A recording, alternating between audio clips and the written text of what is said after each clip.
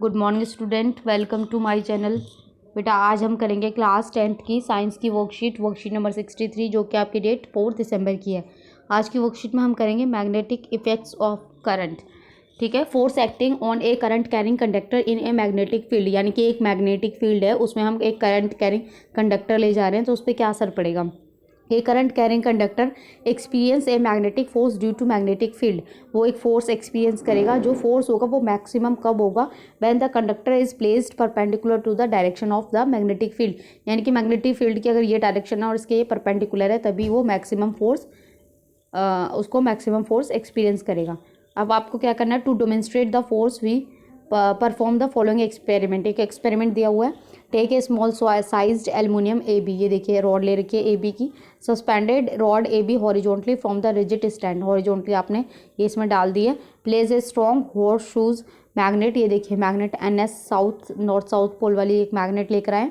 In such a way that rod A B lies between the poles of the magnet, कि ये जो rod है ना ये पोल्स के बीच में आनी चाहिए। Let the north pole end of magnet lies below the rod and south pole lies above the rod, यानी कि जो साउथ पोल है वो रॉड के ऊपर होना चाहिए और नॉर्थ पोल नीचे होना चाहिए। दस the magnetic field directed is vertically upward direction is present. तो मैग्नेटिक फील्ड क्या होगा, वर्टिकली अपवर्ड आपको पता चलेगा। ठीक है, ये देखिए एरो बना हुआ है।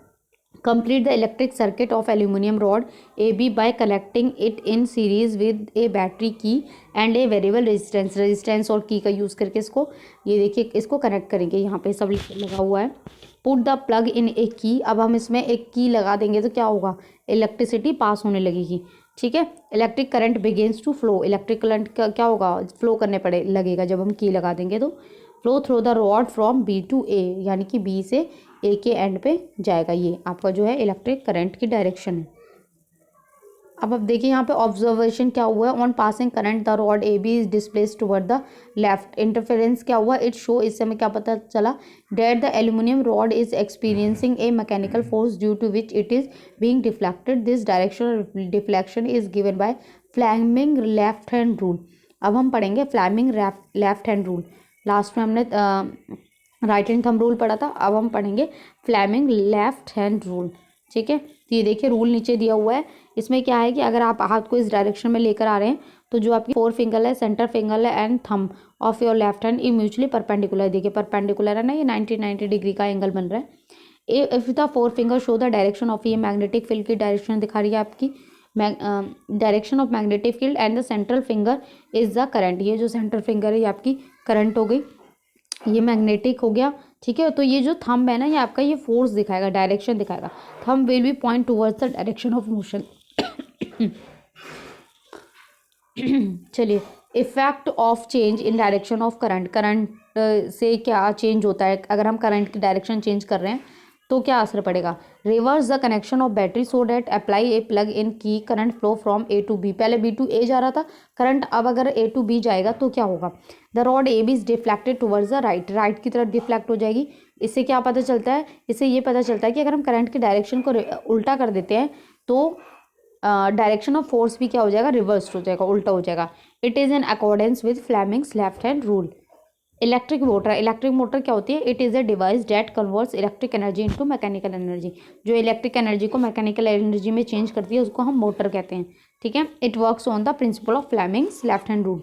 ये क्वेश्चन ऐसे आ सकता है कि इलेक्ट्रिक मोटर जो है वो किस रूल पे काम करती है, तो आपका आंसर आएगा Fleming's left hand rule.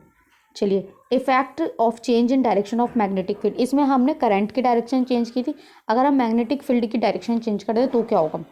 Now reverse the direction of magnetic field to vertically downward direction, पहले अपवर्ड में थी अब डाउनवर्ड कर दिया, तो फिर क्या होगा, suspended the horse shoe magnet in such a way that north pole of magnet lies above the rod, north ऊपर आ जाए और साउथ नीचे आ जाए, पहले साउथ ऊपर था नॉर्थ नीचे था। अब इससे क्या होगा, if now current is aluminium rod is flow from B to A, B से ए में जाएगा, पहले ए से बी में जा रहा था। The rod is deflected towards right if current in the rod flowing from A to B then the rod is deflected towards left। ठीक है, पहले राइट थी अब लेफ्ट हो गई है। इससे क्या पता चल रहा है, इससे ये पता चल रहा है कि direction of reflection over the direction of force is reverse on reversing the direction of magnetic field. बस आपको ये ध्यान रखना है कि मैग्नेटिक फील्ड का डायरेक्शन चेंज होती है तो डायरेक्शन ऑफ फोर्स भी रिवर्स हो जाता है। ऐसे ही जब इलेक्ट्रिसिटी की डायरेक्शन चेंज होती है तो यहाँ भी फोर्स क्या हो गया, रिवर्स हो जाएगा, उल्टा हो जाएगा। चलिए क्वेश्चन देखते हैं। फर्स्ट है स्टेट द रूल। ठीक है, रूल इसमें आपको क्या करना है, इसमें फ्लेमिंग्स लेफ्ट हैंड रूल लिखना है। तो मैं अभी आपको आंसर दिखा दूंगी।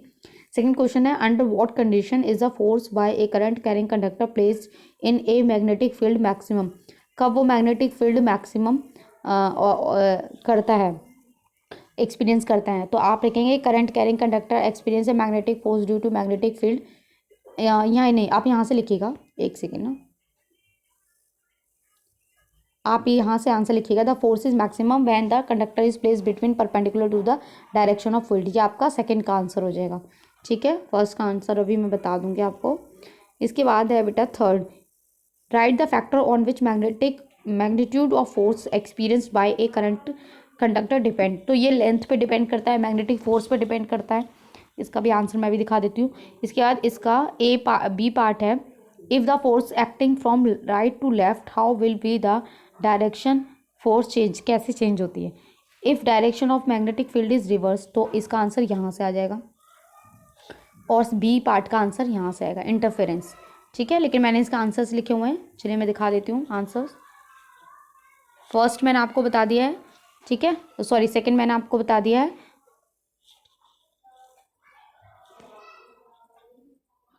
फर्स्ट का आंसर ये में लिखा हुआ है, current carrying conductor placed in magnetic field experience a force if the direction of field and the if the direction of the field and that of current are mutually perpendicular to each other then the force acting on the conductor will be perpendicular to both and the can be determined using the Fleming left hand rule।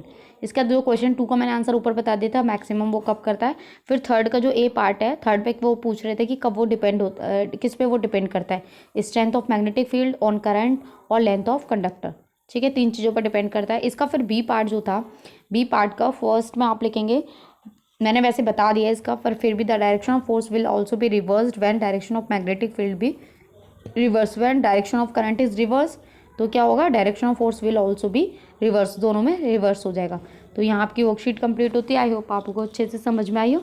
तो please channel को like करें, subscribe करें, comment करें। Thank you.